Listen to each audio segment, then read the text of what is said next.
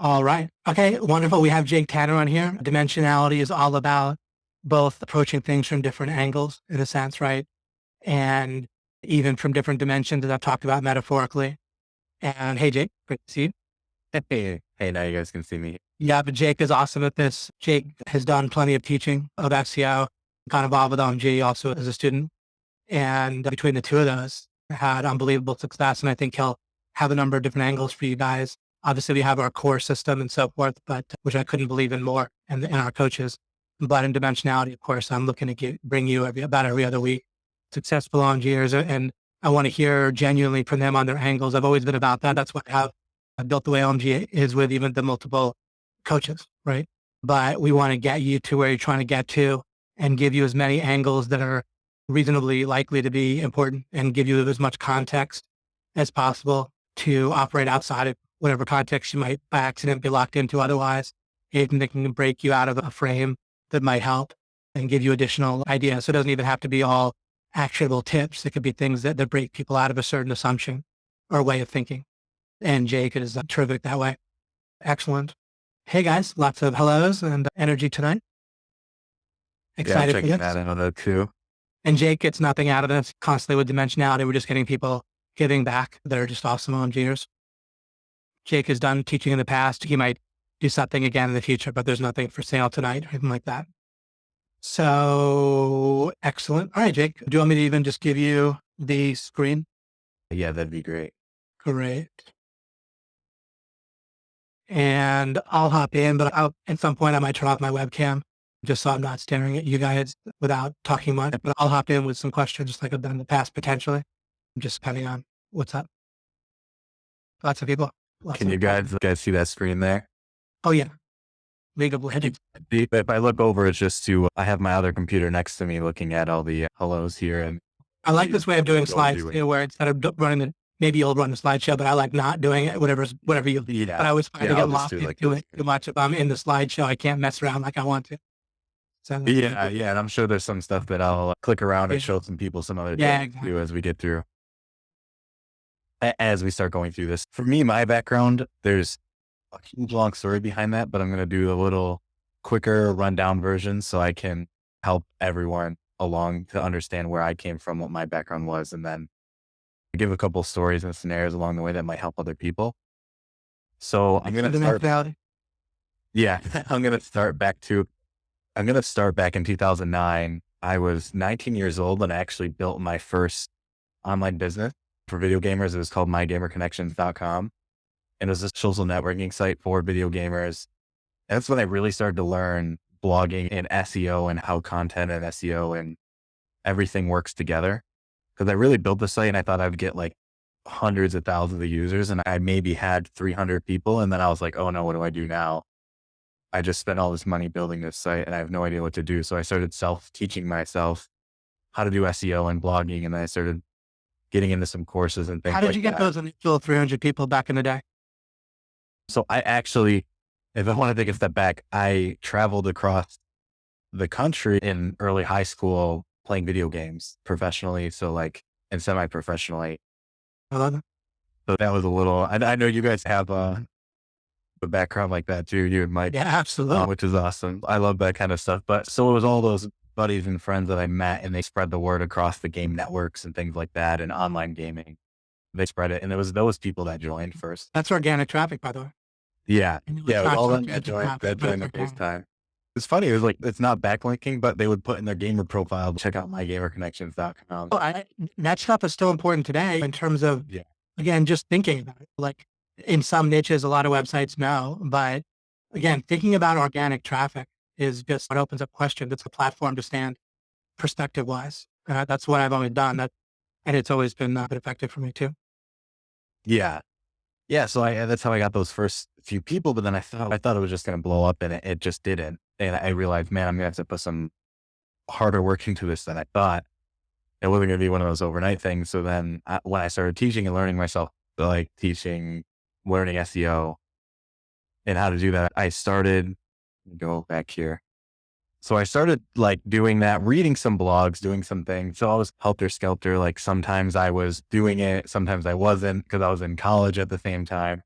This was me at college. Not really me. If the picture was me, that would be me out of college there. I started going out a lot, doing the college thing, and then going back to doing stuff. I wasn't really fully committed, wasn't fully in it really until after 2012. And that was when I joined OMG back in 2013. I believe it was 2013 now. Seems so long ago. It's such a long time ago, but I really got committed, really started learning OMG because I did maybe, I think when I first learned, it was like you guys and Mike and like Greg. That was like in OMG when I first joined. Yeah, that's what it was. Then Fletch joined us in the beginning of 2014. Yep. So it was late 2012, 2013, which is us. Yeah. Yep. And so I joined and was really learning from Greg. And I did one site in one thing and it like blew up and I was like, holy cow, this thing really works. And I think that got me really committed to getting into SEO and really doing it. Just taking that first step, really testing out one of my own sites. Let me ask you this. Was that site that blew up, was it after you got into OMG, was the first site that you built? Yeah. Yeah. So it was actually after I get into OMG, it was still my gamer connection back then. I started ranking for like Call of Duty and like all these crazy like terms, like all these crazy gamer terms. I just started implementing some of the stuff and I was like, holy cow, like this stuff actually works. And you were getting traffic to your existing business then? Like you had and I was getting like thousands of users signing up to my site. Yeah, for games, that's crazy. Yeah. Things up into you. I mean, this is lagging on me. So yeah, I was getting like thousands of people to the site there. And I was like, holy cow, this is like crazy. This really works. And then I started realizing I'm not making much money off this because I didn't know anything about affiliate marketing or anything like that yet. I hadn't really got into that part.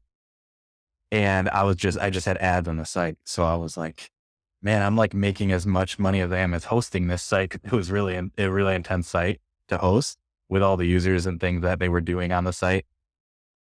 So it turned into I believe it was my dad's friend. He owned a limo service. He came to me and was like, hey, can you try, your dad was telling me what we were doing. Can you try doing that for me in my website and my business? I'll pay you like $350 a month. I was like, yeah, that's amazing. That's as much as I would make off this site in a month if I had it going. And so I did that for him. Illustrations right there. One is become your own client first, even though you weren't really making money. You're just paying for yourself, and then get started, whatever it takes. Number two, whatever the client, whatever you got started for $350, and that's great. You didn't have to think about whether that measured up to somebody else's standard or not. And look where you are now at massive numbers. Yeah, I think that's a huge thing. When I first started, and I'll go into that. When I first started, it was very much like I would take anything I could get my hands on. I wanted to get the experience and I wanted to get the testimonials under my belt to be able to grow. Like I knew if I didn't do that, I'm just thinking, who's gonna let me do a $5,000 a month campaign for them if I've never done anything else before in my life? You didn't remain a pauper, it seems. That didn't end up becoming your downfall to start where you were starting. You just had to get started no matter what. I get people a real rant about that in alchemy at one point. You got to get started. No matter what it takes, you get started. Yeah, and I totally agree with that. $10 thing with a bakery is one of the things early, and then they didn't even pay that. They gave Mike some free soup, basically, but if you do what you have to do, and look where we're at now. Yeah. Yeah, and I totally, I mean, my minimum over the years has gone up because I think like with my experience and with the things that we've done and we know what we can take on and what our threshold and numbers are. And so our minimum right now is about like $2,000 a month is like the minimum we'll take on for a client. And that into that later, that's all in marketing. So that $2,000 a month, but before, like I said, I was taking $250 a month clients. I was taking $350 a month clients when I first started. But with that limo company at $350 a month, I started in 9 months. I brought them from about 3 limo cars to about 8 or 9 limo cars in the city that I was working in. And the thing about this, stories about how the SEO translates to the end user of the client. And this was literally the only marketing they were doing was with me. And they had to buy a warehouse and do all these crazy things. And what's funny is it was in such a competitive market too. It was actually in the DC, Virginia area, which is like the luckiest limo capital of the country. So I was ranking first for DC limo company and like all these crazy things for like years. I think it's still where people, like nearly every entrepreneur doesn't realize the value of organic traffic still, because however loud we are, there's a zillion gurus who are intimidated by it. tell people ignore it. So it works in our favor. Yeah. Yeah. And it was just that was amazing. And that kind of snowballed into, I built my city SEO site after that. I ranked for my own city. Like I ranked for a bunch of different terms on my own city SEO site. I started showing that off to people. I started going to networking events. I was listening to him and he really went into this. And I was just thinking, man, he did a lot of the same stuff I did for client getting. Mm. And I feel like a lot of us at OMG, a lot of the coaches, everyone have said the same exact things, like the client getting stuff, the networking, It's totally appropriate for you to spend a fair amount of time, and you don't need to. I'm just saying it's appropriate echoing. You can say the exact same thing about certain things that Mark did, and it's critical for yeah, people to hear it. You know what I'm saying? You don't need yeah, the original. Of course, you have a zillion original knowledge and yeah. experiences and ideas. No, I was Like just saying like, overlapping it just points. reinforces it so That's much. Like, great. And also people listening can know I'm getting you people on Dimensionality. You're going to hear from people that are doing it. And yes, that's the critical thing. You get to hear what works. Doesn't have to be sexy. Some of the stuff will be very sexy, but you need to know what's working and multiple angles depending on your content. yeah. And and those things like the networking and going out and meeting people and getting referrals and the agency partners and those kind of things. Like I hear people all the time asking about, I'm struggling with sales. I'm having issues with getting my first couple of clients, but they're not willing to I'm telling them that these things work, do these things. And then if I get down the nitty gritty of talking to that person, I'm always open to talking to people and helping them out. Really, it's that, oh, I've never been to a local networking event. I'm like, man, you really got to try that and go to those things. They're telling you these things really work out. The progression, you were your own client first, right? Yeah. You also worked on a My City SEO site. You were willing to find somebody to do some work with. And again, we did $50 and we didn't even get that. They agreed on it and then paid it out in basically soup and muffins to my, literally, you'd think I was making that up or exaggerating. I'm not. You did that first, keep in mind. You have that context in your favor and then you did the networking. So Yeah. So I really did that. So this year, that 2013, I made about $30,000 off all SEO for the whole year, which is kind of like my first year really client consulting, learning SEO, learning to network. I was only 23 at the time. And then I started getting a little bit better known in my city with the city SEO site. I started speaking at events. So that next year in 2014, I started speaking at events. I started doing a bunch of things. And at one of those events, I actually met my current business partner.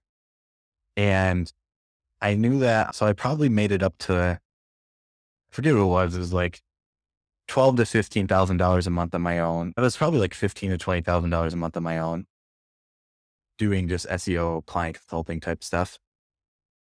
And what really happened was I was like, man, I really want to make something unique and different. I want to build a business that I could eventually cash out at a really large rate. It would be great for me to make a good amount of money every year at the same time, but I really want to build something that I can sell for $20 million by the time I'm 35 or something like that.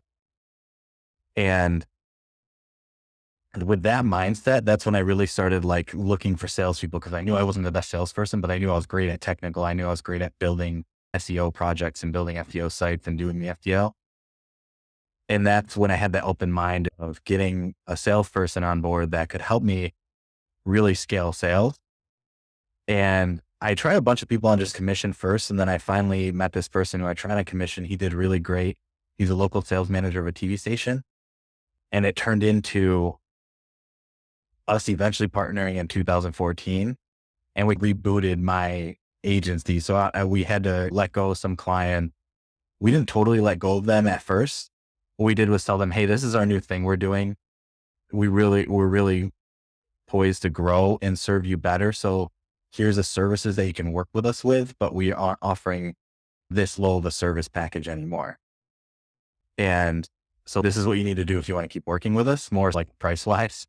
And we went back to all our clients with us. Probably like half of them left. That's why we had a drop off in 2014, even though, like I said before, I was making like 50 or 20,000 by myself, but then I dropped off toward the end of the year and then brought it back up. And that was really so we could hire people and grow a true agency that was going to be that $20 million company. Can I stop you and point out that I often have trouble with examples, but you're giving me one for this is a perfect example of the local peak, where you're stuck on one local peak. Have you ever heard me? I'm putting you on the spot. Yes. Have you heard me talk about this? Yeah. Where if you're trying to go higher, right? If you're on a mountain range, if your algorithm, which by default, it's always going to be some version of something's making me seem like I'm making progress. I'm going higher. I'll keep going in that direction. And if I'm not, then I'll maybe change direction. But that's going to get you to the top of your local peak rather than where you necessarily want to get to. Whatever little mountain you're on, you're going to climb to the top of that. And then you're not going to want to go down the valley. But you did because you realized, okay, I'm not there. This peak isn't going to do it. And I need to be okay with going through a valley Yeah. in order to get where I'm going. And by understanding the whole layout, you were able to do it psychologically and actually. So anyway, it's a good example of the local peak. Yeah. And that's happening again, actually this year. And I'll get to that actually. Yeah. That's actually happening again this year. We're doing some stuff different and I'll get to that when we get up there. But I started expanding into AdWords at this point. So it was kind of like a natural progression for me. We started doing Google advertising because some people started asking for it. We had not that many, we don't have that many local competition that's really like any good or anything in our city. So that was helpful too, starting out. And by that, I mean, there was also competition, but it was just like, there's so much out there compared to the amount of agencies there were in my city. I think that's still like that a lot in most cities still to this day. Oh, yeah. We rank for Nashville SEO all over the place. It's a random example, but we have stuff we haven't touched for years and it's just still ranking there. Yeah. And so once we rebooted the agency framework the next year, so this is a big jump for us. We went from $130,000 in 2014 to $780,000 in 2015 that we billed out to our client. That was the year that we hired our first employee. We really grew our client base, got more referrals. My sales guy finally understood digital that year. Since he joined me like midway through 2014, he finally understood digital in 2015. Really, it took him some time to ramp up and learn everything from me to be able to sell it the right way. Yeah. Let me stop you again too. It illustrates, and you can tell me all, feel free to disagree, by the way. My sense is that these days there's on average more market sophistication with local businesses and businesses where they have a general sense of what organic search is or SEO. And the bottleneck for us selling is more about appearing competent. And so it seems like you're indicating exactly that it didn't matter how good your guy was at sales all by itself. He also needed to be actually personally competent. It wouldn't even matter if you are competent. If he's the guy talking to them, if he doesn't really understand digital, then he's going to run into that bottleneck where they want the sophistication now. Yeah. Yeah. I totally agree. That competency. And then that boils down also into trust, which you talk about a lot, which I'll talk about. Like trust really got into helping us scale and grow very quickly because of the kind of testimonials and clients we were getting and building off of. Even sometimes we didn't even need a testimonial. Sometimes we could just say that company is our client and everyone would be like, holy cow, they're using you. You must know what you're doing. I trust you guys just because they're using. Because again, competence was the bottleneck. So that's all you needed was something that demonstrated that. What else might already have this coming out, but if you can stop and think about anything particular in terms of sales angles, things that you were starting with as a package, anything that might help give people some, in this case, just tidbits. I'm not like at this point. Yeah. So as we grew and as we got larger, the first time we ever would meet with anyone, we didn't actually sell them anything. We still do that to this day. So the first time we ever meet with anyone, we don't actually sell them anything. And by that, I mean, we meet with the person, we really find what their pain point is, we diagnose what their issue is. And then we tell them, here's the different ways we can help you in that first meeting. And in that first meeting, we also get and realize we really try to, sometimes it's hard, but we really try to get their budget in that first meeting too. So that's a huge point of that. What's your pain point? Here's the different things that we offer that could solve those problems that you're having. A lot of us are looking at what's your budget so I can go back to my team and build the best solution for you. And then we'll bring it back to you and present it to you. Okay. That's really how our sales cycle will go. What do you frame in terms of that? If you think that's helpful of how we're doing it right now. Oh, very much. Yeah. Okay. And you've answered some of this, but what do you trade? I unplugged my mic. I can't hear anything. Okay, good. How are we now? Yeah, I can hear you now. Okay. Maybe like a minute of what you said then. Oh, no, just a quick little thing that I was asking, and I might have a little bit interfered with your points. So I'll ask my thing and then we can make sure that you covered that, what you just said. What did I ask? Oh, we're reading a book now. A lot of us that I talked about last time about with the art of closing. And they talk about, he says, talk about the first thing is like getting a commitment for that first meeting for the time and trading value for it. Something they perceive as valuable. I'm wondering in general, what's your framing on that first meeting to get that meeting where you don't sell them, but you're looking to get their pain points and what you can build with them and so forth. Yeah, I mean, our framing for our first meeting is really, so really I guess the main thing is people know that they have, it's funny because right now everyone knows they have, not everyone, but most of the people that we talk to know they have to do some kind of digital advertising or digital marketing. They know they have to do something in the digital space. And their biggest pain point is just they're really just looking, hey, what can I do in this space? I don't know what I can do in this space. And they're not sure about SEO in a lot of those cases. They know about it, but they're not sure is the ROI there. How to digit Yeah. or are they? And they want competence. I'm guessing they're iffy on SEO itself. Plus, if they do, they want competence.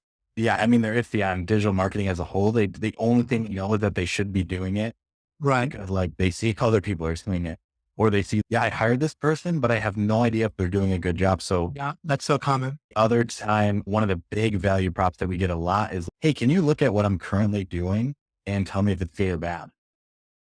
And that takes a certain level of mastery that you need and that your partner needs. Once again. Yeah. Yeah. And a lot of times he might just send that back to us or to me and Right. say, hey, can you take a look at this before I go to the meeting?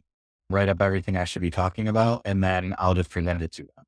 I wonder, that gives me an idea actually, guys. I don't know how feasible this is with actual sites, but it might be. But yeah, having maybe sometime on their webinars, Greg or Fletch kind of help demonstrate that a bit, either with OMG or potential client sites once in a while or something like that. But yeah, that's a great, Yeah. of course, it's not in general, but showing some examples over the shoulder might be great in the future for us. Go ahead. Yeah. Yeah. There's actually, that brings up a whole nother thing of stuff that we do too. It depends on what the client really contacted us for, or when we reach out to them, what we're talking to them about. But there's lots of times where we'll bring the very basic of basic, an SEO type audit, but it really just might be something that was 5 bullet points. With 5 bullet points, it took us maybe 10 minutes to do.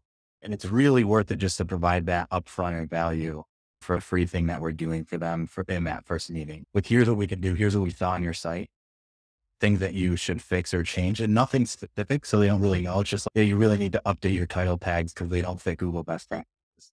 Something like that. So that is specific, but not specific about the problem, but not the solution. Is that what you do? Yeah. So it's really just, If you are specific about the problem in a statement, but not the solution. yeah. Yeah. So it's not telling them what they should change their title tags to. It's just that now they know they should change their title tags because it's not fitting what Google said. Yeah. Or they need to add more content to a page. We recommend adding more content to this page. You need to do that. Just basic things like that we talk about, or your site's not mobile friendly. But usually they have like all those kind of things that it took us maybe 5 minutes to find all those things and just put them in a quick bullet point on their website before we go to that meeting. And you have about maybe 10 or 20 of those things in your mental repertoire that you look for and then you spot them pretty quickly. Yeah, I have it built. We have all our process and everything built out. So now we have it to the point where every single one of our knows what it is for that kind of stuff. So I'm trying to think if I can pull it up right now for something. It was something I can share with you. Oh, great. One thing you can do is you can show only a specific window for a second instead of your screen in general, where it says show my screen. If you want to only show your slides for a second, you might already be doing that.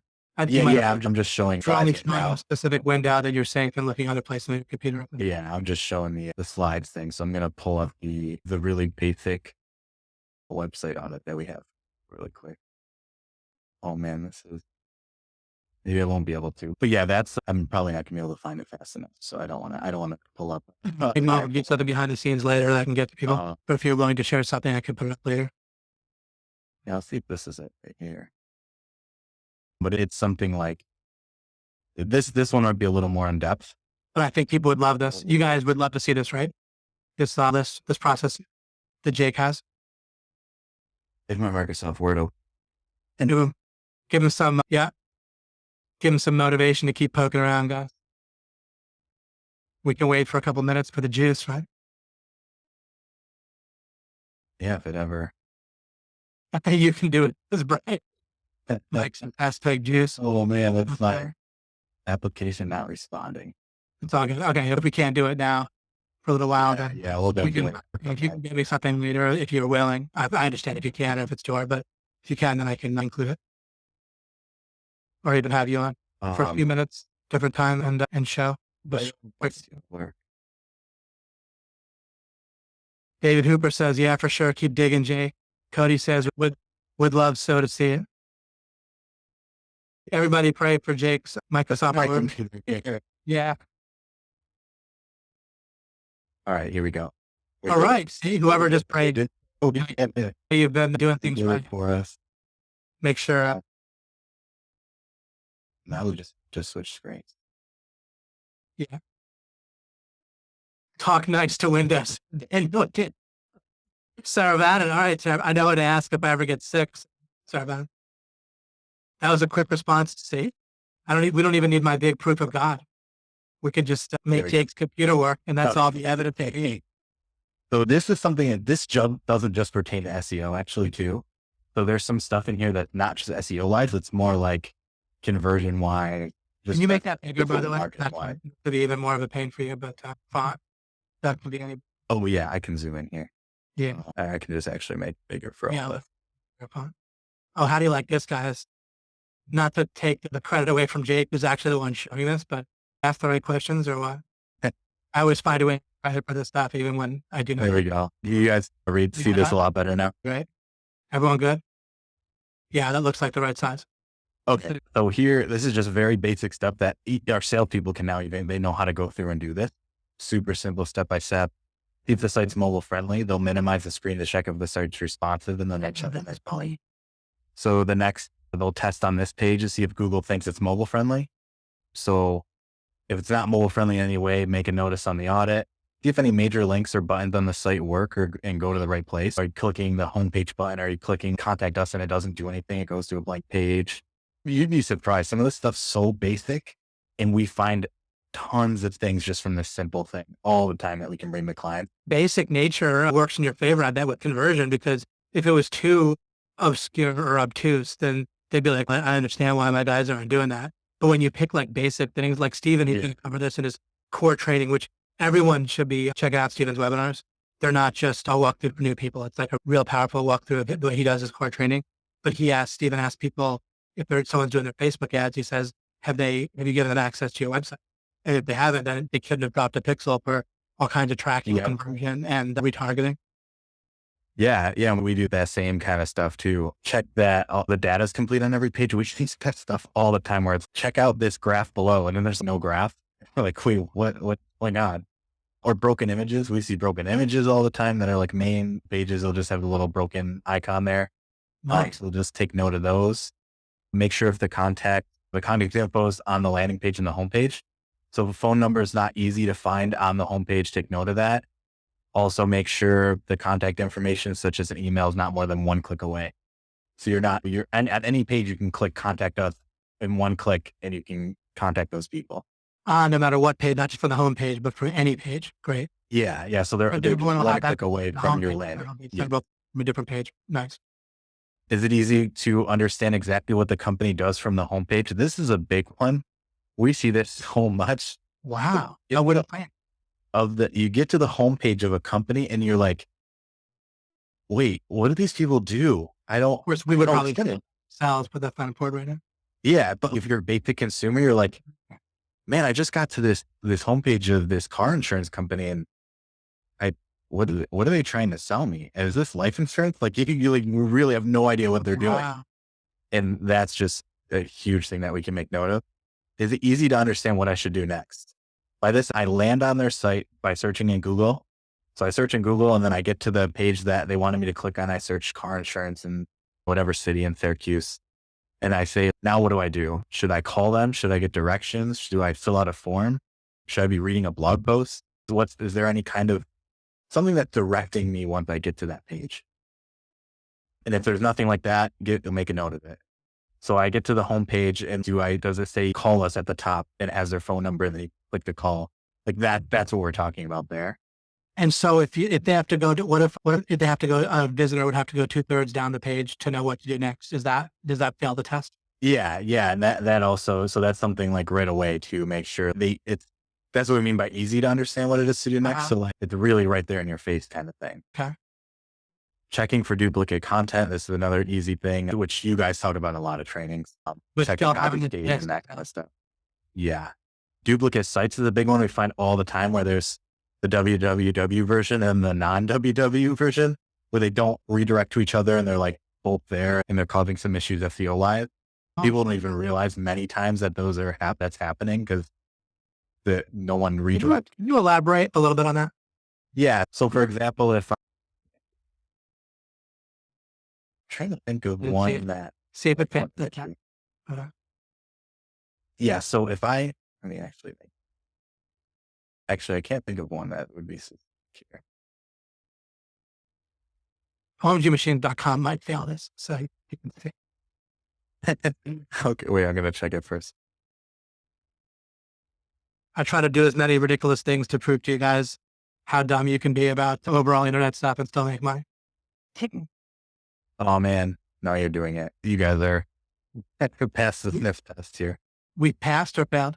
You guys passed. You guys did it. Oh, okay. You guys are all legit. I didn't know that. You could have shown up there's another lesson. You could have shown up at a meeting with me and shook in your head sadly and looked at me and said, I'm sorry, you failed that. I would have believed you. I'm going to search. Usually the way I find these things, you'd be very surprised.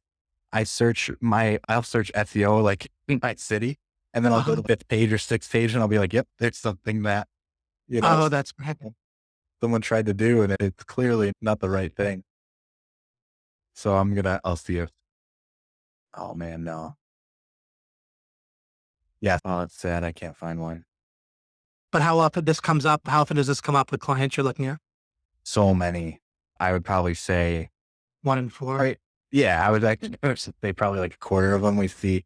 Oh, I don't usually give away my mind reading power. Sorry, you guys didn't see that. I usually pretend I was literally about to say one. I usually try to hide that so people don't realize. Okay. I can give an example. I can just go to Chrome and give an example. So I don't know who any of these people are, but for example, if I click like Fate Marketing, if it allowed me to do this site without the www and it loaded, see how it redirects to the www version? Oh, did it redirect or did you type that? Yeah. So it redirects. So if I delete it here and then hit enter, it goes back to that version. They're doing it right. Yeah. So if it stayed without that, I see. That's how you test it. So if I type in omgmachine.com and it doesn't go to www, then I messed up. yeah. Yeah. And you can tell it's like, No, for their own sites, you can make sure with your own site. yeah. Yeah. That's like a big, that's a big issue with, there's two. Oh, this is interesting actually. So, oh no, it didn't do it. Shoot. I thought it was doing it. I was trying to click on some of these to see if I could find one that would. But that illustrates it well. Once you showed me exactly what you do, where you type it in without www, see if it doesn't redirect. Now we at least understand. I just wanted to understand. Yeah, that's exactly that one. It makes a different type of sense to me. So thank you very much. But there's so many times we have clients with 2 versions of the site. So if they have web developer build it, yeah. So you guys can all see website audit here. Right. Can they all see that again? We're on number 12. Yep. Okay. Yep. Yeah. So check the site for issues in Google by typing the site into Google search, which you'd be using this site, which I know all the coaches in OMG for SEO teach a lot of this kind of stuff. Site semicolon site. So they're colon. So for example, you type this into Google. So let's take, I need to do that too. I'll pick these guys. Have people buy like a product that we made like 4 years ago. Yeah. Yeah. So if you can, so I don't know who these guys are, but I just click down in here. So I take a look at this and then I can see all the pages that they currently have indexed inside of Google. We're still seeing it. I don't know if it matters, but we're still seeing your link. I didn't switch it. Hey, here. So see if they have any odd pages come up. So just products that don't belong on their site or pages in a different language. Oh, switch here. Okay. So this site, I don't know who these guys are. I just typed them in to see. And so now I'll see all the pages that are indexed in Google. And if I go down here. On marketing. Okay. So I usually will try to go like the last couple of pages just to see what Oh, wow. Guys, do Yeah. not do this with omgmachines.com until I've had a chance. It's not, don't blame that on me if anything. So I don't see anything. It looks like they just cleared it. Cool. They just took this off where, so we could realize, oh, author pages, you don't want to do SEO wise. You don't want them indexed because you could have duplicate content where the author page is showing up with the same blog post that you have on the site of the main blog post page. Okay. So we can bring that up to people where we can say, look, your author page has the same exact content as this blog post page. What do they do about that if they see this? How hard is that? Is that hard to explain? What if you do it yourself and you have that? Once we see it, super easy because we can literally show them in person. These are the exact same blog posts indexed in Google twice. Like we can show it. No, but I mean, if let's say someone listening does this to their own website and sees this author problem with the duplicate content, how do they? Yeah, let me see. The great thing about interviewing is I hardly know anything, and so it makes me a good interviewer. Yeah, Take A to stuff for granted. let me grab something here and see if I can find a random site that, I don't know who these guys are. If I could find a really good example, then it would be easy for you guys to see. These guys have 9 pages on their whole site index. Yeah, it would be a lot better if I could find a real example for you guys, which I don't see here. Oh, you know what? These guys might have the example of the www actually. So while we're at it. Yeah, so they do. So after doing this for a long time, I can tell which one of these sites are going to have these issues after doing this so long. So like this guy, once I see it, I'm like, oh man, I know these guys are going to have the www issue. So you can see here. So see this page we have here. I can now open another page and go to, and it's the same exact site and the same exact page that loads. See how these are completely two different URLs? And it's the exact same site when I click. It's Is that the www program? Yes, this is the error. This is the issue here, the problem. This is what it would look like. Yeah. So see this one loaded here without it. Yeah. And now this one loaded here with it. And if you look at the sites here, they're the same exact thing. I can see, you can see that same exact thing across.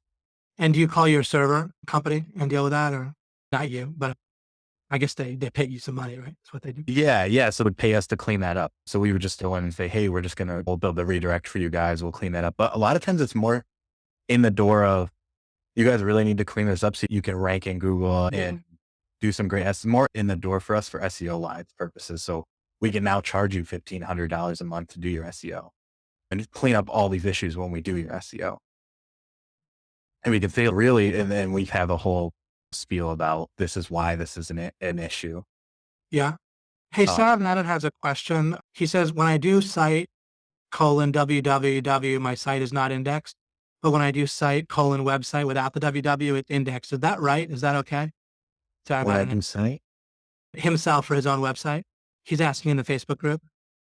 Yeah. Oh yeah. That's totally fine. That's fine. With that. Yeah. So you might, like we were saying before, you might just have the non-www, whichever one's indexed is usually the one that's going to show up for the most part. Okay. And John Susko's asking, I might know the answer, but let me make sure they get it for you.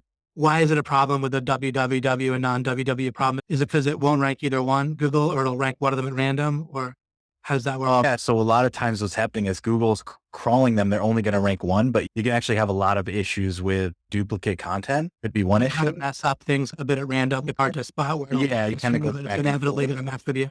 Yeah, and the other issue is people that are linking to you might be linking between the two different versions. What happens is you're actually like losing power overall between those two different versions now. So you always want to be redirecting one to the other because now they're going to be seeing two different versions. Yeah, half the link juice or even bad amounts of links for various. Yeah, exactly. Great. As you go to, so you might be getting 50-50 link juice on different things. And now Google's kind of going back and forth between which one to rank. Good. And how about that author issue? What do you do technically, unless it's ridiculous? I don't know how this now. It's pretty easy, especially with like WordPress, which a lot of us are using. It's pretty easy to use like an all-in-one SEO or Yoast SEO plugin and de-index the author pages and the tag pages, the category pages, like those kind of things. Let me see here if I probably won't be able to find a great one for it. I wish I could find something that would be really good for us to use. I know this was almost like it turned into a teaching. It was No, I give people so much high level stuff. People love this. They like the book. We're getting, just like with Mark, you remember you watched, we got nitty gritty. I call it triangulating, where you pop into detail a few times and it somehow really helps to give the overall sense of things better than if you never went into detail in a couple of places. Yeah. Yeah. So if I'm doing a site audit, I see this. This is all related. Brian asks, so when I enter the www version of my site, it reverted to my HTTPS root URL. Is that all good? Instead of that, it's yes. Okay, good. Yeah. Yep. Let me see here. I have it pulled up too. I can read this stuff sooner. Yep. Yeah. That's all good. Yeah. Yeah. He's right there. That's all good there then. So this one actually, here's an issue that we found. So this is using the site, and now this is a lot better example. I think people understand it a lot better when they see this. So now I do it in my site. She loves seeing this process. She loves seeing the process. People are really appreciative. Oh yeah. Yeah, that's great. Yeah, I'm glad this is helpful for everyone. Oh no, go ahead. Sorry. When you hit site in here, I typed in this guy's here. I saw this was the version ranking in Google. I put it site in here. I saw that they had category pages, right? Usually right away when I see they have category pages, I know there's probably a duplicate content issue. So what happens with category pages, they show all your blog posts on one page in that category. So whenever you categorize it in your site, they'll show all the blog post pages. But then you also have an individual blog post page that also shows the same exact content, if that makes sense. So by that I mean, so here's the category page I clicked on. I see that the blog post is video pipe inspection, has the video. Here's the information, the content. Video is also content. So I look at that, but Google now is also, if I click through here, this is the blog post. If I open this blog post. And I've heard this in general terms before, and maybe a coach has gone over it already, but Coaches are definitely I have gone through this too. Yeah, you can't watch everything, so it's good there. Yeah. Once I click on the video pipe inspection, now here's the blog post. And there's no category. This is not a category post. This is like, so this is another page on the site. We can see the URLs are different here. Yeah. This is the URL here. Yeah. The same exact content on each page. You should do one little control plus or something, function plus. We can we get the idea, I'm sure, regardless. But if you can enlarge that once or twice. Actually. Yeah, you got it. You're doing it. So what you can see here, this is the category page. Whoa, was scrolling really fast. Now that it might be a little small, but I think people can get the idea. I can see enough that I get the sense of it. And I've heard this referred to, in the past, and some people might be well aware of this. But yeah, let's talk about what to do or what the problem is. Is it the same problem with incoming links? And no, so this problem is definitely duplicate content. So Google, what happens since this is indexed here and this page is indexed into Google, now you're fighting between these two pages to tell Google which one should be the one ranking. And Google is just going to struggle really badly. And how do you alleviate that problem on your own website or on someone else's website? You just want to de-index the category pages. So your category archives in WordPress or anything like that, you just want to turn those pages off, and then you're only going to want to rank the actual blog post page. You're looking at I know it varies from theme to theme, but if you're looking at a list of pages, if you click on like page list all pages in WordPress, will it list the pages like twice if it's this issue? No, it won't actually. So that's where a lot of people miss it. It won't actually list the page twice. What happens? So where do you go into settings to change it then, like you're talking about? You would have to, normally the easiest way is to use a SEO plugin. So it'd be like Yoast SEO or All-in-One SEO are the two big ones. Yep. And then right in the settings of that plugin, you'd be able to say de-index no follow category pages. And you just click a checkbox. Oh, rock on. There you go. Great. Love it. And that's usually the easiest way to do it, because what happens is that makes total sense. Yeah. WordPress automatically builds these for you, and a lot of people don't even realize it. So WordPress auto builds. No, I know. I've heard this for a while and didn't really know the answer or how much it mattered. And so I'm glad to go into detail. And remember, we're talking about ultimately conversion for clients in addition, just all together. And we can really show them like, hey, you guys need to clean up these things and fix this. And we can do that for you. And that's what we'll bring to them. It's all like a trust builder, lead magnet, all that stuff. Yes, that's what we'll bring to them in that first meeting. Yeah. There's all the issues we found. Yeah. Also search. So if you do search that, it'll show the title tags and descriptions, which we see here and which I'll switch back, which we saw before. Take note of each one is unique and it fully describes who they are and what they do, why you should click on their site. So I will switch back really quick and just give you an example of what I mean by that. So say I search the site again of this same site, we can see right here, this is their title tag. And then we can see here the description, what it is that they do. So a lot of times we can just go from here and sometimes we'll see a lot of companies, we'll see like one where it's just like the same thing over and over again. It'll just say their company name and that's it, like every single page, all the way down the page. Like, yeah, all these should be unique. And we'll just take a screenshot of that and show it to them when we bring it to the meeting. Nice. So if this had a big list of just Crane Septic and Drain Company, we just take a screenshot and we say, hey, look, every single one of these is the same thing. These should all be unique so that you can drive organic traffic to your site. Beautiful. And so that would be like the last thing of that there. And that's obviously just going page by page and changing the title on each page. Yep. Yeah. And that would be all included in our SEO package. Yeah. So that mainly goes through the audit that we got sidetracked on that. Unbelievable. I don't usually ask guys to hashtag, but do you want to say learn something, hashtag learn something if you did? And even if it takes you a second to get on the Facebook, I'm curious, but it's got to be virtually everyone, just as a tip, even for conversion and so forth. Because that was really nice that Jake took the time, obviously brought that up. And also it helps give us feedback on what to get into, but good. Super. Yeah. Yeah. Mike said he learned a lot. Yeah. Mike and I are particularly ignorant about this stuff. So massive value from them. Great. Love it. Thanks, guys. And keep going if anyone hasn't and they think so. Okay. Great. All right. Okay. I'll let you. I mean, there's so many of those kind of things that I have that I know. No, that really opened us up. What the beauty, guys, of course, with that is not only does it give you 13 things, but always what I'm trying to do in Dimensionality is both give you the tips, but also use those to open you up and think of your own. And whenever we hear, oh, I didn't think of that, I didn't think of that, 3 or 4 things you didn't think of, and that totally changes your perspective and opens your mind to start asking questions for yourself, and you can come up with a whole bunch of your own in addition. And that way you can steal clients away from Jake, because you'll have 23 of those in the 30. Yeah. Oh, there's so much to go around. It's great right now in the kind of industry that we're in. Yeah. So I joke about the scarcity because you don't have to worry about it as much. The joking kind of proves the rule. Obviously, if anybody hears me talk about credit, it's because there's such an opportunity in life to not be stupid about status and credit, and so I make jokes about it. Yeah. Right. So this 2015 was that year we really expanded from 130,000 to 780,000. We started getting like universities. So we started doing advertising for colleges. We started getting into doing SEO AdWords. We started building websites and we started doing social media advertising. So I'll get more into the different kind of marketing mix that we started doing for people and not just SEO.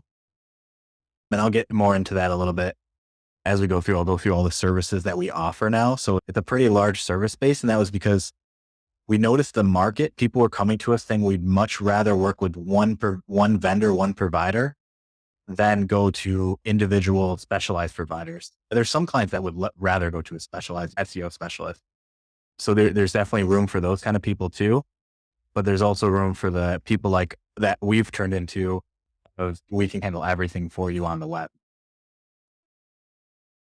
But you like it, like for your personal perspective, of course, doesn't make you right or someone wrong if they disagree, but you like having the kind of full service angle. I know Steven does, by the way, he was talking to me. He really likes, like, he has a similar idea to you, that he also thinks it makes it easier to keep people, right? They're not going other places for other things.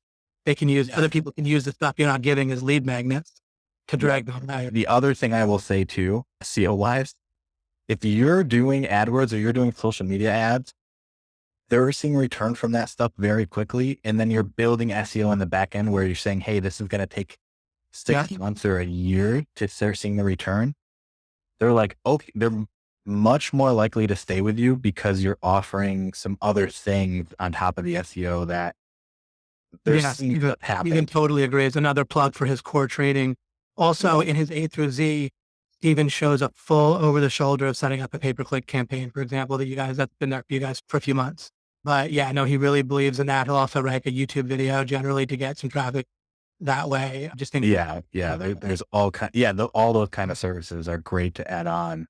Beautiful. Just because. And really paying attention to that early ROI. Absolutely love it. And that Steven totally believes in that too. Yeah. Steven's been doing this for 14 years. That's why with Steven has to say it's a unique thing to have someone that's been doing this that long. Yeah. And so if I move down to 2016, this is another big jump. So we had 780,000 in revenue. 2016, we jumped to about $3.1 million in revenue. That's we ended the year at about. So that's another huge team. That's some people from our team back then, how many days they worked for us. So we're still super new. Built on referrals, gaining momentum. I want to get to the last year here so then we can talk about the things that we're offering. So this year, so I want to get to 2017. We're going to end the year probably at a little over $5 million in revenue and 23 people that now work for us. Our run rate though, we're billing about $500,000 a month at this point. So really ramped up, you really had an explosive situation when early last year, or did I get the timing wrong? I might have had that wrong. Yeah. So over the last 3 years, it's really been, so the 2015, we ended at 780. Yeah, The next year after that was 3 million. This year was over 5 million. totally. Correct. I've been saying OMG need to charge a percentage instead of an upfront fee. Yeah, no. You guys would just need me. And then I know exactly. God, no. So now we're really growing. I shared a video of our brand new office in the actual OMG team group. And that's because other reasons I can't share it publicly yet, but once I can share it publicly, I'll share it all over the OMG way and we'll get it out there to everyone else. Oh, fun. But it's been, cause we're not technically like fully moved in yet, but we're in 7,500 square feet and we have 2 floors. So you can see the image there in the middle. It's them working on it. So it used to be a bank and they converted it into a Google-esque type office space, which is like amazing. It's all storefront glass and open and big. And they built we have a garage door in there that's all glass garage door that opens up into our kitchen. So if you want to have parties, they open up like the whole office in half. And they built all these crazy cool things. Nice. And so it's really a showcase. We've gotten a lot of publicity from it. So this year though. Oh, that's ironic. That's pretty funny. Yeah. So talking about your glass doors. Yeah. Yeah. So we're really our city's kind of growing and they're kind of pushing this young entrepreneur tech companies and that kind of thing. So it's been helping us a lot. And the one big thing that's helped us a lot too with growing in trust and everything, we've gotten a lot of publicity this year. So we opened our second office this year. We're starting to Best places to work. That's great. What a great angle. Yeah. So we won best places to work. I'm actually next week. I won 40 under 40 in upstate New York. And I won it pretty early. I'm currently 27. Yeah. Amazing. Yeah. So I won 40 under 40 this year. I'm going to that next week to the event. We won business of the year for a whole city. So we actually won out of our city. Our city's not tiny. I think it's ranked 80th on the DMA market or something like that, 70th on the DMA market. So we won business of the year and we won SBA's. Is that Video Music Award? What's VMA? Oh, this is SBA. Okay. So it's a Small Business Administration. Yeah. We won the Business Excellence Award of the year too. Yeah. All of this stuff happened this year. So we've been in the newspapers. We've been in all these crazy. I love the dimensionality of the best place to work, which is really contextual, but that gets you actual SEO business because you built a place that's great to work at. Yes. Again, it's good dimension. And you've done that a lot. You've done that with the guy that you worked with and the angle of the TV leads. They were placing ads with TV early. Yeah. That's how we grew our sales team. So we have a team of 3 salespeople now. They all used to sell TV advertising. Yeah. The other dimension. Whereas a great way to get leads, right? Yeah. So they all home relationships pre-built. Yeah. So they all sold TV advertising and now they knew that they have to make a change because they just saw a lot of their clients looking for digital. Yeah. Some type of online advertising. 50 billion, I heard, of what websites are spending on digital in general. 70 billion on SEO, client consulting directly. Billion, that's with a B, but 350 billion. So Jake is actually hardly even doing a very good job here compared to the market. I know we get upset with that. Up your butt and start to, but it shows how much abundance there is out there. And that's our goal in the next probably 3 years in the next 3 to 4 years, we want to be $15 to $20 million a year in revenue company. Then sell that baby. Huh? Yeah. Yeah. So I wanted to go into these are our main core services offered. I would say these top ones are the top 4. So SEO and content with AdWords, Facebook ads, and website design development. Those are the main, that's like probably 90% of our revenue comes from those things, or 95% of revenue comes from those things. From SEO and content, AdWords, Facebook ads, website design. That's 95%. Do you want to break down, do you want to break those 4 down as well? And has that changed over time? Yeah. So when I first, like my first 3 years, I would say SEO was like 100 to 90% of my stuff. I would say SEO and content now is probably, it's interesting. It's disproportionate. It's probably like 20% of our revenue, but a lot of our profit. The profit margin is it's the highest on SEO. So that's why if you're doing SEO, you should have like crazy good profit margins. You should be making a lot of money that goes into your pocket. I would say so just give you guys perspective. We don't like perspective here. Sorry. To give you guys, so AdWords, how should I say this? So we're a premier Google partner now. So premier Google partner is the highest level of Google partner you can be. So we spend a lot of money on Google. We probably spend about $1 million a year on Google advertising. In Facebook ads, we probably spend 800 and 900, probably like $800,000. Are you saying spending on behalf of client? On behalf of clients. That's the money that we're spending for clients. So Facebook ads for clients, we spend probably about $800,000 a year on Facebook ads. And we just became a Facebook ad partner, which like very few people are at all ever. So we actually have a Facebook rep. I can call someone at Facebook whenever I want. Because you get credit for that. So you do it under your own. How does that work with accounts? Do you do it under your own Facebook account? Yeah. So we do it actually, we have a Facebook agency account, which very few people have that either. So we can create ad accounts under our Facebook business account. So we can create as many ad accounts as we can, just like AdWords. And what can people listening, if they're smaller, what can they take away from that? Is it something aspirational? Is there something they can do right now? Something to keep in mind? You can, I believe now, if you're smaller, you can create a business manager and actually start to do that kind of stuff too. Okay. So I think they just started opening up for more people, but to actually be a partner takes a lot of time. But they just called us. They just called me 3 weeks ago and we're like, hey, here, we saw that you're growing so much so quickly in Facebook ad spend. We want to assign you an actual rep. And here you're going to have a call with him next week. And he's going to talk about what the top agencies are doing. They're going to get you into some betas. They're going to tell you what kind of advertising you should be doing in Facebook and like all that kind of cool. Cool. Mike, make note to stay friends with Jake. I want to get some exciting info. Yeah, we have a lot of cool stuff. You ramped this up recently in the last few years, right? People are only a few years away potentially from being able to do something like this or less. Yeah. You didn't come out of the womb doing this. You built it up and there you go. Yeah. I don't see any reason why people in 2 to 3 years can't build the same size. Yeah. Again, we're looking at billions and billions, tens and tens of billions, hundreds of billions once you think about that. Like, I don't see any reason why anyone today with the training that everyone offers here in 2 years to be a $3 million a year company. Actually with Dimensionality. Yeah. Here's what Greg is teaching. Come on. Yeah. So we do some other stuff on that. We don't do as much of the LinkedIn ads or the YouTube ad regular display advertising or retargeting. We had retargeting to a lot of our campaigns, but now for a lot of money, it's almost like a value ad because it's pretty cheap to do right now, but it's where like someone comes to your website and then you have an ad that follows you around. So if you go to Amazon, look at a pair of shoes, and then that pair of shoes follows you across every single website. Like you go to ESPN and you're like, oh man, there's those pair of shoes. And you're Steve will be covering that as well. Yeah, the Cooking Network. Yeah. There's those pair of shoes. So practically speaking, what are you finding with having retargeting and offering it? It just helps to build even more trust and a sense of your competence or a little bit of revenue. Yeah. So clients, we kind of explain to clients that as something like SEO draws them in the first time, right? And then we also explain to them that probably 98 to 95% of the people that first find you off something like SEO are going to leave without taking a specific action, that they're not going to contact you. They're not going to fill out a form. That doesn't mean they don't need your services ever. So now you're going to be able to follow them around over the next 90 days and keep a top of mind awareness for when they do decide to come back and reach you. Marketing is really like a lot about faith time.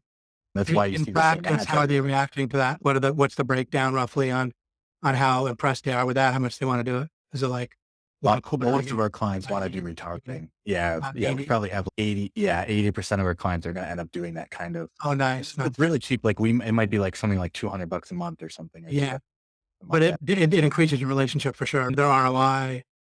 Yeah. Yeah. We might do something like $250 a month. It might cost us like $100 to do Yeah. it. So it's that like the idea of what it would be. What if someone said, why bother? That's a lot of work for not much return. What would you say? Why bother? I'm not saying, I don't believe that. I'm just saying, what if someone snorted and said that about? Yeah. So we would tell them that they're not doing any of the work. Oh, that wouldn't be that we actually handle everything. So we create the ad. Oh no, not your client. I'm saying, say an SEO or SEO guru were to say, why are you bothering offering retargeting? Okay. Your Yeah. client. Yeah. Totally valid. So the other part of this is a big part of this is that if you do say you're doing SEO with anyone, you have that point. You're always going to have that point where they're like, why should I keep doing SEO with you kind of thing? And Mark touched on this perfectly. I really wholeheartedly agree with him. If you're spending $5 with someone in marketing, say your client's spending $5 with you, but they're making $20 every time they spend $5 with you, why would they keep doing SEO? Now, say you add on something like retargeting and you're making money from that. Your retention of their SEO business goes up on top of everything. Yes. Yeah. That's easy to miss. That's the biggest thing that I'm going to get to. Yeah. I agree with you wholeheartedly about offering the retargeting instinctively, but that's totally, you hear that, guys? So he might be collecting $250, spending $100, and part of that 100 is that to your employee or your outsourcer, or is that on top of it? Yeah, and so it'd be like total. It might not even be. It might be like 50. Partially, it might be $50, but you're significantly more likely to keep them as a client longer and forever. Yeah. Much longer. So we forget about retention when we're talking about supposed ROI. I didn't even, again, I agree with you. The other part that happens too on top of this is they're going to get more sales and leads by far. Like retargeting converts really high. Oh, right. They're going to just actually get more ROI from you and their advertising love it. So they get a good bang per buck. You might not get quote unquote a great bang per buck in the very short myopic vision of the situation. You might say, I'm only getting $50 a month. But I mean, probably get 150 like that. Yeah. And someone could steal them away so easily. If you're not giving them a great ROI, because you're not making much money, then there's a good reason for them to leave you. So beautiful. Shabdar asks, so you are not packaging retargeting in one AdWords service, but have it like a monthly add-on? Like you have a significant amount of a la carte? I'm rephrasing. Yep. So we break out our budget for everything so what happens, I should probably really explain how we sell to, I guess, at the broader spectrum is when I was talking about before, say someone gives us a budget. So I didn't talk about what happens once they give us a budget and we do the proposal. So when they give us a budget, say they're like, hey, they come to us to say, hey, we have $6,000 a month to spend all in. That's what we want to do with all our digital advertising. We will say, hey, $2,500 a month. We'll say $2,500 a month is going to go to SEO, towards your SEO package. And these are the keywords we're going to work on.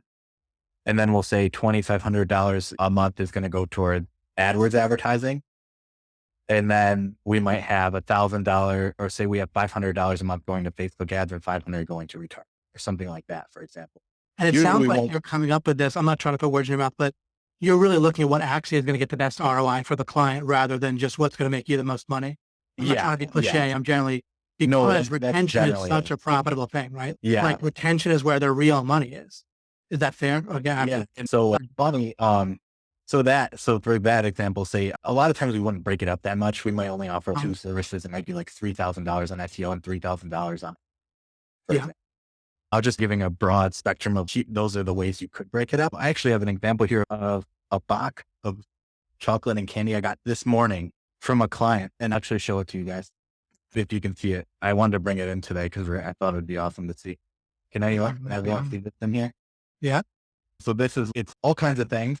I don't like chocolate and candies and everything. Cover that. Can you guys see this here on the webcam? Oh, is it backwards? Congratulations with your new office and continued success. I want to thank you for keeping us number one with all the services we offer. Yes. Yeah. That's like number one SEO. So for example, this client has been with us for over 3 years, right? Over 3 years been with us. He started with me as just $2,000 a month at straight SEO. That's all he did. So we upsold him on retargeting. And then we said, hey, you should be trying AdWords doing this stuff. Your competitors are doing it. And then we got him to do a little bit of Facebook ads. So guess 6 months ago what his budget is. Guess what his budget is today from that $2,000 we started with him. Oh, you're making the money and then they increase their budget with you. And not to be obvious, but it isn't that obvious. It's easy to think that static mindset by accident. Like we think abundantly, but then so easily think statically and think, okay, they have 2,000. Let's maximize what I get in my pocket from that. But instead you genuinely make the money and it works. Yeah. So SEO, we realized, hey, like he's not going to spend more than $2,000 a month on SEO, but there's other tactics he would spend more money on if he's going to see more stuff come from that. Cause now he's ranking for like most of his terms in SEO. He stayed there for 3 years. He's now spending $6,000 a month with us all in for all his marketing. So over the term of 3 years, he went from $2,000 a month just in SEO, and now he's doing $6,000 a month in advertising. Total. Yeah. Sorry, And shop so- value. We'll split the difference. Yeah. Yes, 10. But great. Tony asks what service you use for retargeting in case that's relevant, in case you. Yeah. So the retargeting platform, we either would use AdWords. So Google AdWords is one of the good ones. It's between Google AdWords or AdRoll are the two retargeting platforms. Okay, great. And Stephen will be teaching this too, but great to hear from you. Yeah. What you're doing. Obviously, whatever you're doing. Yeah. So, So that's an idea of why we offer so many different services that we do. and what's your rule of thumb? Like you said, with some people might just split it between AdWords and SEO. With other people, you might add some stuff. Do you tend to start fairly simple with suggesting 2 or 3 of these things, mostly the stuff on the top, and then and then add things as you talk to them? Yeah, definitely. The thing that's very open to is like, honestly, to get someone. So we have a client now that's spending like $30,000 a month with us. It's hard to get those clients just to spend $30,000 a month on SEO alone. These are local based clients. So there's only so much you can rank for. If it's a nationwide client, then yeah, might be able to get that. But if you're getting someone that's in 2 cities, that might be very hard just to get that in SEO. Where they want someone, if they're spending $30,000 a month, they want someone that's offering AdWords and these things that they know they need to do. They want to be in the Facebook game. They want to be in the social media game. And I always say, I'm not a fan of organic posting. I'm more of a fan of paid posting. You spend money and you're getting money and you know that's working for you. So there's more of a direct correlation, direct ROI type stuff with those things. Paid posting? Probably most everyone understands that, but what do you mean by paid? Yeah. So with that, like with Facebook ads and social media, what happens is people probably see the sponsored post inside of their news. That's what that is that we're doing. That Steve was talking about. Yeah, like where you basically, if you have a business page, you're not going to get your post on there at all unless you pay for it. Yep. Yeah, that's exactly what we're talking about there. So it's just getting the local client to show up in the feed of their potential customers. What John Susko said, do you happen to know on that client that's now spending $6,000 that was spending $2,000, do you have any sense of their ROI for them on that $6,000 they're spending? Their specific ROI, he likes to keep that to himself. Okay, absolutely, for sure. Sometimes, so some clients we know this very specific ROI, and some clients we're just tracking things like goals, this is interesting. We've progressed as a company and what we know as our knowledge. We used to just do like SEO, and then when we just did SEO, we track analytics. We feel, here's how many people came from organic. Now we're tracking things. Now we've gotten the whole spectrum of, we're tracking things from you came in through organic, you clicked on this button, you clicked on this button, you came to this page, but you didn't fill out the form, or you filled out half the form, or you came to this page and you clicked to show me more, like all these kind of different things that we track everything so granular now with goals and tracking that we can track it back to the specific ad in the specific platform or the specific keyword in SEO. And we can really track what is driving conversions or goals for people. And we don't do that for every client. So I talk about frameworks, and this is an example of frameworks create like an upward spiral where first you have an initial frame, first you find a foothold, but then you have an initial frame, then you learn more. And now you're seeing Jake years later where you know so much, but the way you get there is you had a framework, you learn, you attach some stuff to that let you attach more, that let you attach more. And now you're at the point where your framework has grown out beautifully. where you have just so much detailed knowledge. People don't have the way to get there, of course, is to keep on that upward spiral of you learn, you do stuff, you get yourself in the game and stay in that upward spiral. Yeah. And a lot of times we're not going to know true ROI just because we don't know what they might be netting, but a lot of times we know what they might be making like total revenue wise, like from our ads. So say from $6,000 a month, they might be making, this guy's doing pretty well. He's doing a new tactic, which is called cool sculpting. I don't know if anyone knows what that is, but that's like the big hot new thing in like plastics. I don't know what you call it in that like laser hair removal type space. It's called cool sculpting. And so like, that's a big thing right now. And so like in that space, I spend $6,000 and get out like $40,000 or $50,000 a month in revenue Yeah. to him. So we don't know what like he nets on that, but we might know like the revenue on what it. Maybe roughly 15 times. Yeah. The revenue or something. Yeah. Yeah. Sorry. That might have been wildly off there. I'm sorry. 6, you said Yeah. Yeah. Like 8, yeah, 5 or 6 maybe 8 times. times. I'm sorry. Yeah. Okay. I'll let you keep continue here and finish up so you're not up too late. Yeah. So this is some of our team members. This is mainly what our team members consist of. And we're Tesco was wondering if you outsourced your retargeting, just as a random example, but you probably don't outsource that yeah, we do everything in-house. in-house. We do Right. everything now in-house, which has kept our like quality like crazy high. And we've been able to charge a lot more for that. Yeah. So like that's why we get a lot of the large clients that we do, a lot of the large like regional clients that we get, because they really like that in-person FaceTime to be here and they can talk to them in the US and all those kind of things. And I'm not saying that's the right way to go at all, because there's definitely ways you can do other stuff. So account managers are interesting because that sometimes when you talk to a digital marketing or an agency, their account managers do the work too on the back end. Our account managers, we built our company a little different. Our account managers are the only job for them is they project manage everyone else on their specific team. And they also are the day-to-day contact for the client.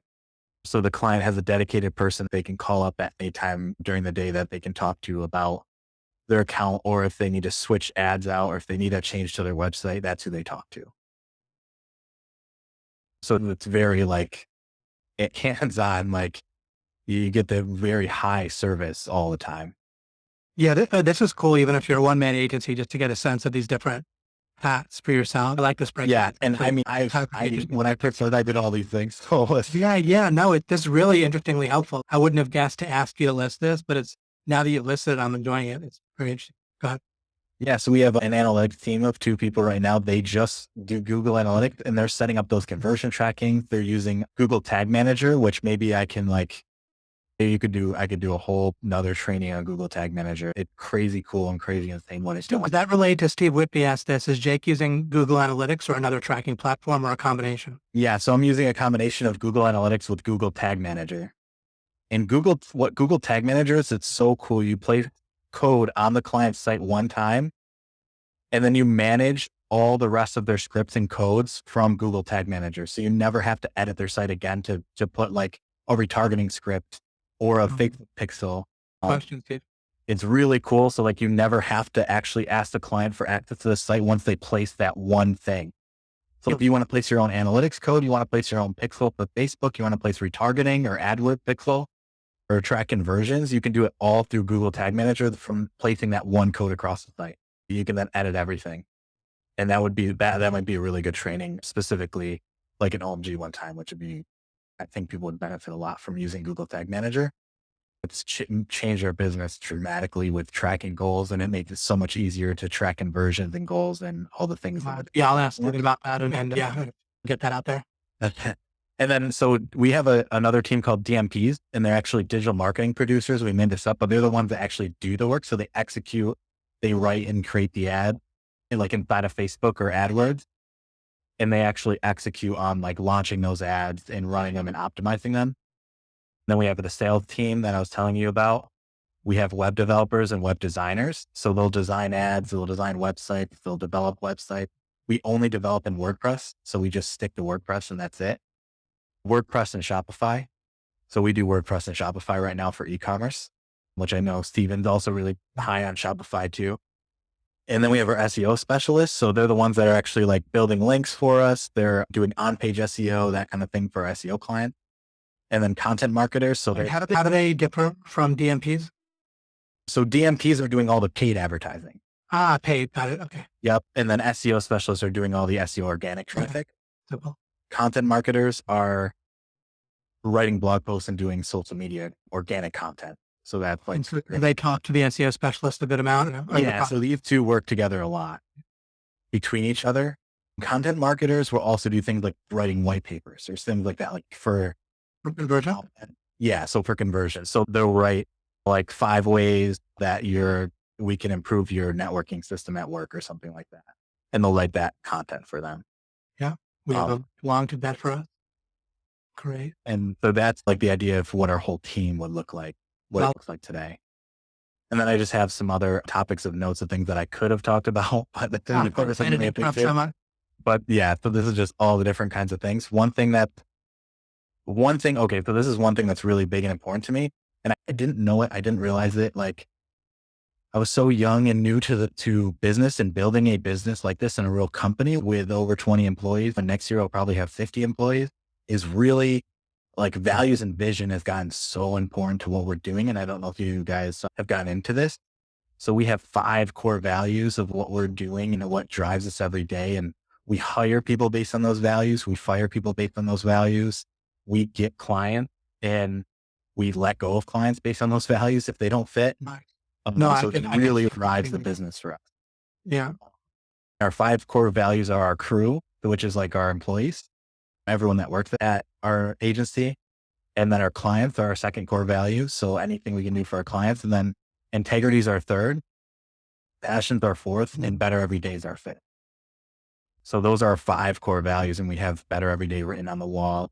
So that's like really pushing forward to learning how to do better things and how to do more every single day and get the most components and integrity. I learned that and expanded our team where it became like a critical thing. Although you're going to run into it and you need to deal with it very much with the values and vision. It's just inevitable once you expand your team.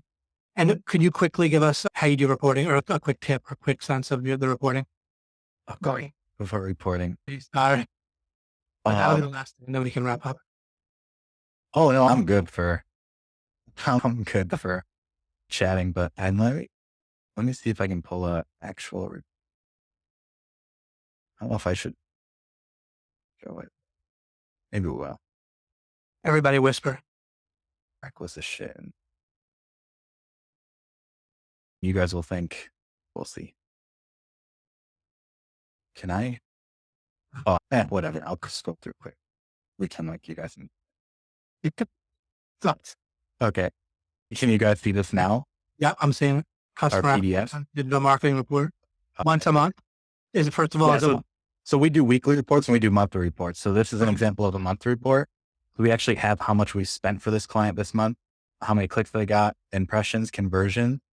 Then we break out by social media, how much they spent on social media, what ads we ran. Are these your account managers entering this data in and stuff like that? Yep. Yeah. So it's our account managers and our DMPs entering this information in. They're not entering this information anymore. Our system now pulled all this right from the. Did you get a kind of custom made? So this system, I'll tell you guys right now, it's called NinjaCat. If anyone's interested in that. Yeah. So NinjaCat, it's an agency system that connects with AdWords and Google Analytics and Facebook and Google Search Console if you want to attach that. So all those kind of things. Okay. So this does like social advertising. We actually have like analysis that we manually type in there into our reporting. We talk about our social engagement. So how people have engaged, what they've commented on, who we've actually targeted. So by age group, gender, give you an example, this is our most in-depth report you'll see with us and what they spent for that month, who we've targeted, what the analysis is for that, AdWords, what they've spent for that month, retargeting, what the ads were, what like they showed up on, YouTube advertising, and then get down into Google Analytics and what their conversions were out of how much money they've spent on each platform. So what do you do to look professional? That's my question. That's a joke. That's really, no, I know. Yeah. That's really, but again, does this expand your thinking? He gave you a specific with the NinjaCat. He's lots of specific details, but does this start to give you other dimensions you can operate in for retention and even your own confidence? If you had something like this to give to clients as a reporting, I'm not saying you do or don't, but do you think that when you're doing your initial client meeting, you'll come across more confidently? regardless of your other mindset and so forth. Knowing that you have this, very powerful, even just in your initial meeting and how your aura, just how you say it. Yeah. Go ahead. I'm sorry. Oh, no, I was just saying it's one of our most in-depth reports. So that might be something we can go all the way back to. Some clients were still just you were using Pro Rank Tracker and just doing regular keyword rank tracking and just telling them how they've done this month and what we've done for them. Is that your weekly? Do you use like Pro Rank Tracker for weekly? Yeah, that might be something for weekly, monthly, like SEO. Some clients that aren't spending as much money, they just might say they're spending $1,500 a month. We'll just say, here's Pro Rank Tracker. We'll type out like, here's some keywords that have improved. This is how you're doing, that you're in a good direction. Here's the keywords we're working on for this month. Just a basic paragraph with Pro Rank Tracker sent to them. So you can still do that kind of stuff too. But for someone like that client we're just looking at, they spend probably about $18,000 to $20,000 a month with us. So that's something more like higher level, what they would be getting. Okay. What if someone's spending like 6,000 or 2,000? Then it would be more Pro Rank Tracker at the 2, and maybe 6 is about where you go to. Yeah. So two would definitely be like a lot shorter. It might be like a 2 or 3 page report, depending on what they're doing. Right. Good people to know. Yeah. Just to give them an idea. So another thing that's interesting too is the way we organize everything. So if you get a lot of clients, so you have 100 clients or so like us, or even 20 clients, and you're doing all different kinds of advertising like we're doing, we track everything by order forms. So for example, if I go to 2015 and look at November and I look at a client, so our order forms might look something like this, where I can actually see what the budget was for the client and what our fee is for them. And then we can bill off this too. You keep track of the different breakouts for every single service and budget just in a Google Doc. That's how simple it is. Google Docs are often my first kind of place to look for just, on a Google Doc because right. Nice. So that kind of gives you like another idea of of how you can keep track of stuff very simply. Like a Google Doc, we organize it by folders by the month and we just put each client in there. And we do a Google Doc like YouTube ads. You spent $500 this month and our management fee was $300 to make. Or we do Facebook ads. You spend $1,000 this month and our management fee was $1,000 to run those, that kind of. And you keep that internally or you report that to them? We keep that internally and they also know what they're spending for each thing, both ways. Was that Ninja Cat with a T? Yes. Yeah. So Ninja Cat, CAT. Great. Of what it was. So project management, we're building a way bigger, more in-depth like project management system. But that's at the point where we're at $5 million and now we're just doing that. Yeah. Before, we were using Basecamp and it's $30 a month for our whole team, something like that. So Basecamp and ninjacat.io is the website. Yep. That was the website. And then we're just using something like Basecamp with To-Dos. That's how we sign out to our team. Oh, one last thing. This would probably be. Finally, you're going to give us something of value. I've been waiting. Yeah. So your team. So this doesn't matter if you're outsourcing, if you're working with a team. So if you're outsourcing anything, biggest thing I would say is holding people accountable is a really big thing nowadays. And what I've built out is scorecards. And we call them scorecards. And what they actually will do is fill out scorecards based on like how well clients have been doing. So I actually built metrics myself. I built these target metrics. So on the bottom. This is an internal thing? This is like something you internally? Yep. I'll switch to this. Do the clients have anything to do with this, like themselves? No, the clients don't ever see this. This is internal to hold everyone accountable in our team. So it's a scorecard where that person will actually be able to see.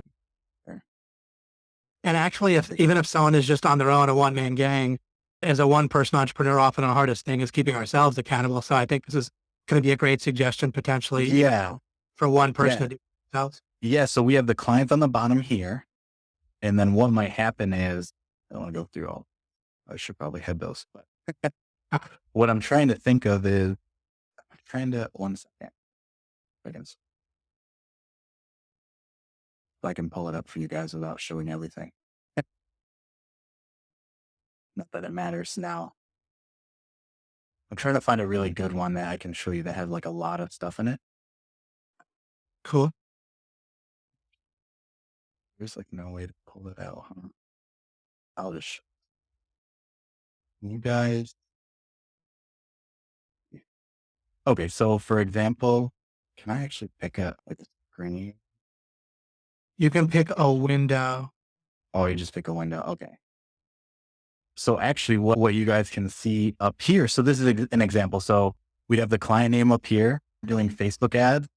Here's your target click-through rate of the ads, what they need to be. And then they would put in their actual click-through rate. And then this automatically fills in for what the difference is. And your client have access to this document? No, they don't. This is all internal. So your project manager fills that 0.25 then? Yeah. So our project, the digital marketing producer Or the running DA. the ads. Okay. So it's up to them. It's their fault. They're held accountable of, so if we see something like, hey, the click-through rate should be 12% here and it's 3%, or like this is 30%, but yeah. Say for example, here we had, if it's supposed to be 16% and we have 12%, this is now going to turn red. So I can instantly see it. I can scan through these and see everything that's red, and it's lower than 25% lower than our target click-through rate. I can come here and say, why is this 12%? What can we do to get this for our client? And because you've done this personally for a while, then you have the expertise. Excellent. Yeah, I know what that. So after you change these, it automatically changes everything, and we can see like that kind of information. So you can see, we compare cost clicks month to month. We do different things for different tactics, retargeting, AdWords. Like our click-through rate, a target is 2%. So if you have something that's 1%, it's going to show red for you. Our spend here too. So we can clearly see what we were supposed to spend for the client, what we should spend for the client. And then if it was like way off, why was it way off? I can come and question them that and just hold everyone accountable. And we can just everyone gets a lot better by doing these things themselves. They usually realize, hey, I know that this is bad. I need to fix it. And a lot of times they'll do it on their own. Okay. Good. Yeah. So And really, regardless I of recommend some kind of weekly, monthly scorecards for even if you're outsourcing stuff for. Yeah, there's actually a principle that I can use as an example in the future. I don't think say much now, but I've talked about like how you operate in the gray area. There's one process versus in the black and white area. And anyway, having a good process for feedback and that type of thing makes a big difference. Okay, super. I'll let you go on or wrap up, whatever is good for you. Yeah. So this is that. Anything with proposals that's like a quick sort of thing or kind of one angle you might want people to consider or talk about up front as well. When you talked about things, we got into that in a sense. For proposals, let me actually see if so for proposals, it's really just how big do you think most of the other people's like proposals are normally, I guess I would ask, because ours are probably way.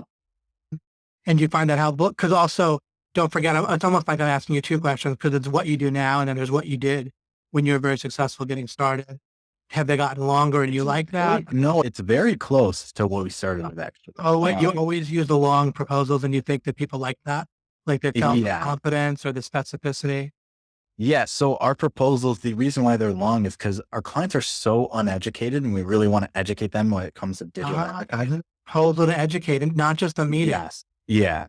Yeah. So on top of that, after the first meeting, is it a second meeting where you give them a proposal or what? So usually it's like the second meeting is when the proposal comes out with, this is how much you're going to pay us. This is what we're going to do for you. The second meeting, usually with a client. And you might give them like a 10 or 15 pager or? Yeah, it'd usually be something like that. Do you I know might be an odd question. Do you laminate it? Do you? No, we don't at all. Half the time we don't even bring them anymore. We put them on an iPad to present them, or we show them on a computer to present them, and then we email them over. Okay, great. So we don't even usually print them out anymore because they're long. Like a lot of people print it out and show it to them. They just throw it out half the time. Even if they sign with us, but it's very much send an email. They can pick it up and look. So it's kind of like an educational presentation / proposal. And it looks pretty good. It's on an iPad or something. And you're like, flip 10 or 15 pages of education and proposal together. Yeah. To give you an idea. Well, this should instantly show some PowerPoint too. Wonder. But then, that shows all our clients too. So I'll give you a rundown of what it is. So it's the cover page, company cover page, and then it has who we are, and it has a lot of our clients on one page with all their like a bunch of their logos. So we might have 15 clients on that page that really showcases who we think they would be interested in seeing. Oh, you work with those guys. Those are like, I know who they are. They're big. Or, oh, you work with those guys. They're in my industry and I think you could help me too. Or depends on how the way we talk to the client about that for that kind of thing. And then we have our testimonials on the page after that. And then we will have the services we offer along with our certification. And then we break down like the process of what we do for each thing. So if we're offering search engine optimization, we go through 2 pages of bullet points. Here's what you're going to get from SEO. Do you say stuff like we do this many guest posts for you, or is it not that kind of thing? It's not even that specific. So it just literally says search engine optimization. It actually says what it is. People don't even know that. Yeah. And then we really just do, here's what on-page optimization is. Like it's optimizing your website keywords and title tags and meta description, URL names, that kind of thing. And then we even put 70% of users only click on organic links. Yeah. We provide monthly reporting and the SEO work that's being done. And that's it. Like it's that. You don't talk about backlinks much. We say outreach to other high authority sites that will post your content and link back to your website. Great. Okay. Showing the search engine that you are authority in your field. And then that's for that. You guys can replay that. Here you go. Wonderful. Yeah. Killer. And then we go into like search engine marketing, which is like AdWords. So we'll go into AdWords and we'll say, only pay for results. We talk about what your monthly reports will include. And we'll say search engine marketing is when you buy ads targeting people that do searches that do searches. And then we'll have a picture of it kind of thing of what it looks like. Yeah. So that's like talk about that reporting right on your proposal. If like part of what they're buying is that they're getting reports. It's that reporting. Yeah. So it's that kind of thing. Like it's that basic. And then we'll do Facebook advertising. Like each one will have a page of what it is. It's all the same one for every single person we send this to. So it's all pre-built. It's the same exact slide every single time. And then it will go through some case studies that we have. And then it will build out after the case studies and some of our ads. It will then go to the last slide will have the pricing and budget breakdown. Okay.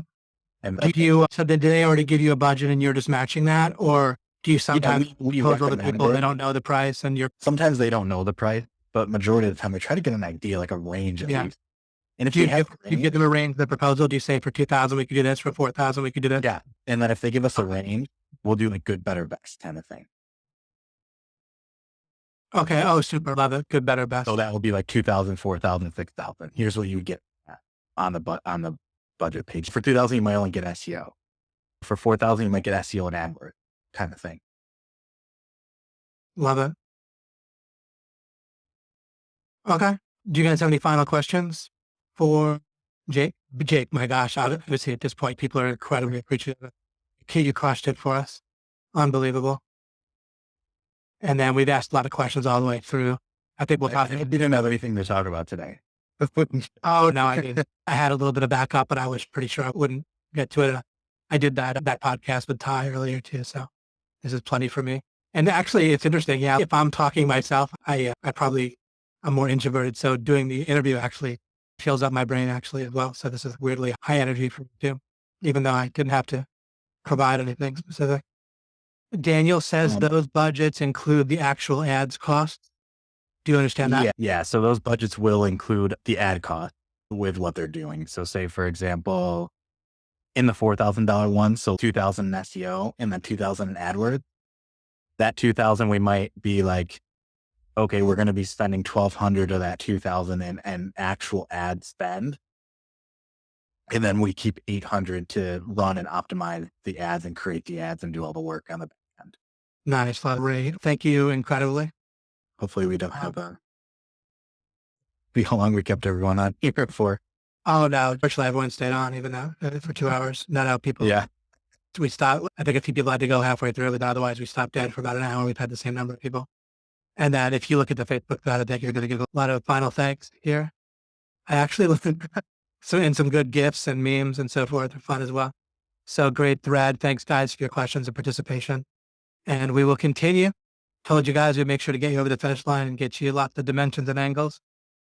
And so, what a slack. It was hardly worth turning up for. That of course you wrote. That was awesome. Levi, thank you so much for your time. and so forth. So yeah, you'll see the thread. You're very welcome, Sue. Yeah.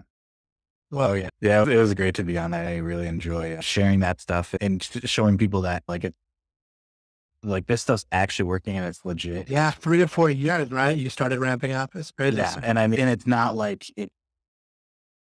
people could see, saw some things that probably shouldn't have showed, but like they could tell this is real. You know what I mean? They could This is what real I reading mean, looks like, like.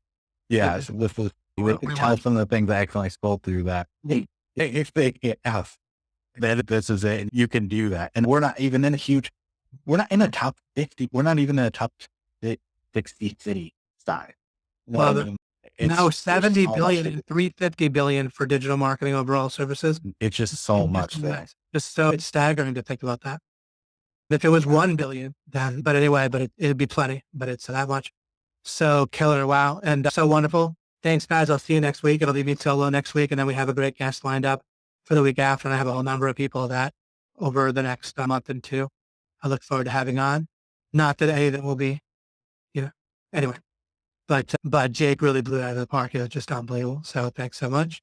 I love having you in OMG, Jake. Look forward to the next time we Yeah. meet in person. Awesome. Have a great night, everyone. Take care.